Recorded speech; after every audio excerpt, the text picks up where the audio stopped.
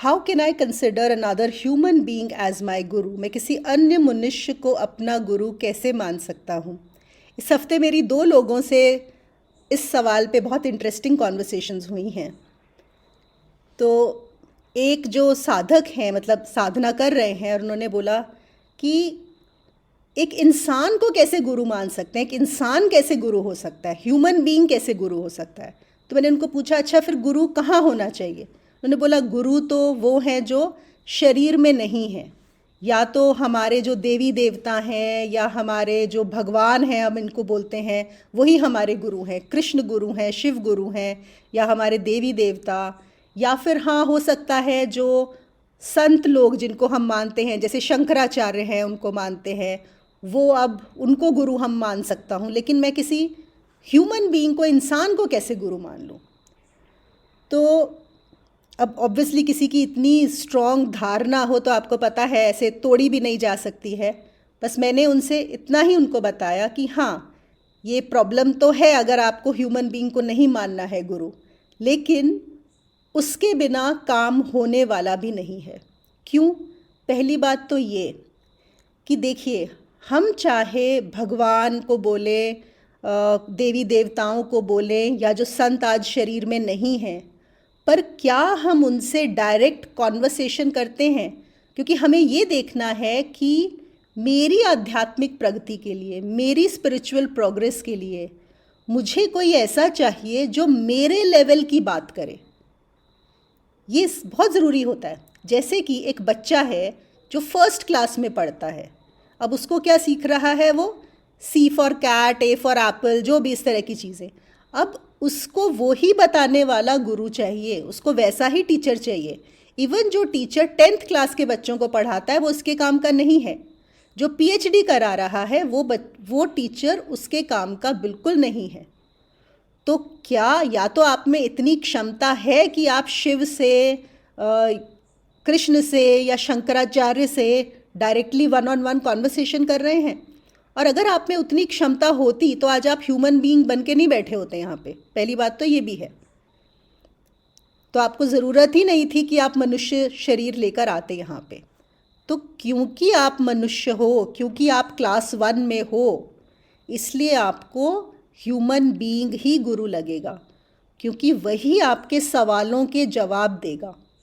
देखिए, सबके सवाल होते हैं और हर एक के सवाल अलग होते हैं और सवालों के जवाब भी अलग हो। आर्ग्यूमेंट क्या देते हैं? हमने वीडियो सुन लिया। मुझे जैसे किसी ने एक बार बोला था कि ओशो से तो ऑलमोस्ट सब लोग सवाल पूछ चुके हैं। तो जब भी मैं ओशो का वीडियो सुनती हूँ, मुझे भी अपने सवालों के जवाब तकरीबन मिल जाते हैं। मैंने कहा देखिए, एक तो आपने बोला तकरीबन, मतलब पूरा जवाब नहीं मिला। अगर पूरा जवाब नहीं मिला है तो यात्रा पूरी नहीं होगी। दूसरी बात, ओशो जब जवाब देते हैं, वो जो उनके सामने जो उस समय शिष्य बैठा हुआ है, उसके हिसाब से जवाब दे रहे हैं, उनका जवाब दे रहे हैं।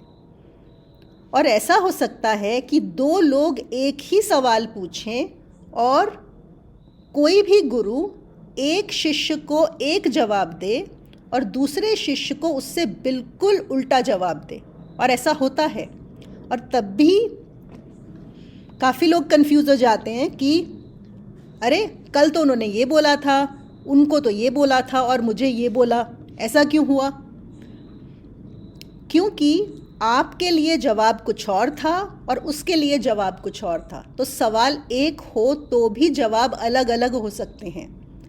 वो कौन जानता है कि आपके लिए कौन सा जवाब सही है?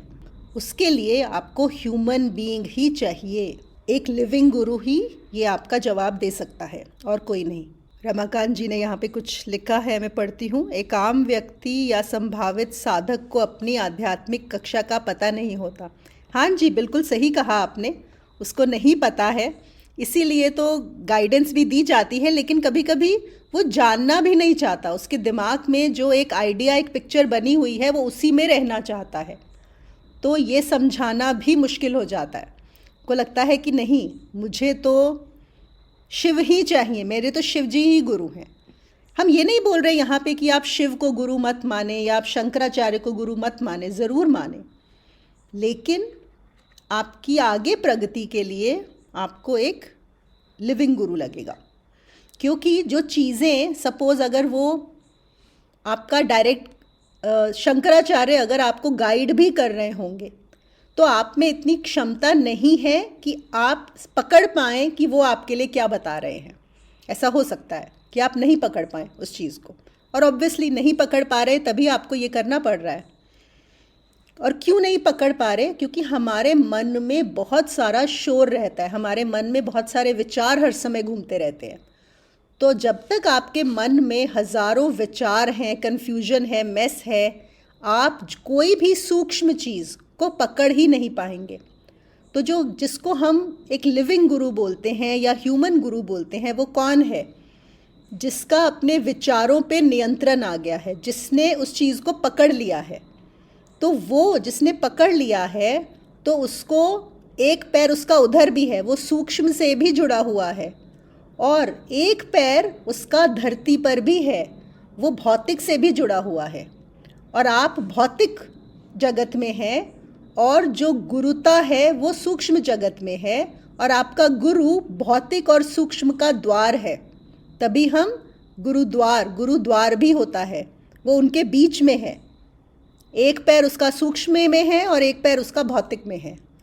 तो वो ही आपको खींच के सूक्ष्म में लेके जाएगा, वो ही करेगा, उसके थ्रू जाना ही पड़ेगा।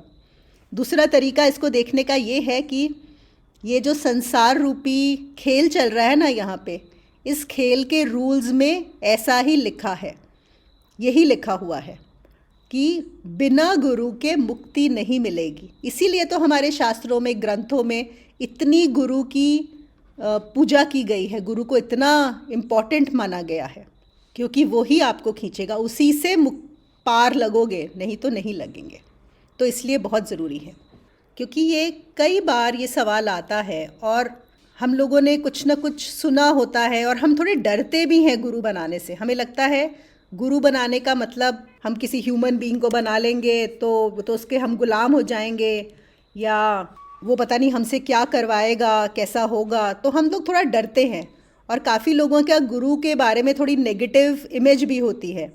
और देखिए, हर फील्ड में आपको ऐसे लोग मिलेंगे जो घपले करते हैं, घोटाले करते हैं, सही नहीं होते, हर फील्ड में। तो बिल्कुल अध्यात्म में भी ऐसा होता है कि हम बहुत सारे गुरुओं के बारे में ऐसा सुनते हैं जिन्होंने धोखा दिया, झूठ बोला या ये किया, तो हमारी एक इमेज बन जाती है, इसलिए हम डरते भी हैं गुरु बनाने से। तो लेकिन ये सब जानते हुए हमें पता है सड़क पे बहुत लोगों के एक्सीडेंट होते हैं, है ना, रोज़ होते हैं, पर क्या हम सड़क पर नहीं निकलते? हम फ्लाइट पर नहीं चढ़ते ये जानते हुए कि फ़्लाइट के एक्सीडेंट, फ़्लाइट भी हाईजैक हो जाती है या कुछ और फेल हो जाता है, फ़्लाइट का भी एक्सीडेंट होता है या गाड़ी का एक्सीडेंट होता है। हम सब कार्य करते हैं, है ना, हम सब कार्य करते हैं ये जानते हुए। तो ठीक है, हो सकता है गुरु गलत भी मिल सकते हैं, तो हमें वो सारी सावधानियां बरतनी होंगी गुरु को ढूंढने में। लेकिन लिविंग गुरु के बिना काम नहीं चलेगा, अध्यात्म में नहीं चलता काम। देखिए, हर फील्ड में कोई ना कोई होता है जो लगता है, जैसे अगर आपको कोई बीमारी हो जाए और आपको लेट्स से हार्ट की प्रॉब्लम है, तो अब कौन लगेगा? आपको डॉक्टर लगेगा ना, चिकित्सक ही बताएगा आपके लिए क्या सही है। जो दवाई देगा वो चिकित्सक ही देगा। चाहे बहुत लोग घर के डॉक्टर बन के आपको बता दें ये कर लो, वो कर लो, 10 चीज़, लेकिन सही इलाज कहाँ मिलेगा? चिकित्सक के पास, डॉक्टर के पास। अगर आपको सर्जरी की ज़रूरत है तो कौन देगा?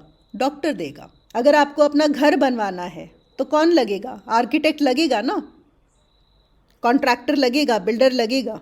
बिल्कुल ऐसे ही अगर आपको अध्यात्म में चलना है तो बिना गुरु के प्रगति नहीं होती।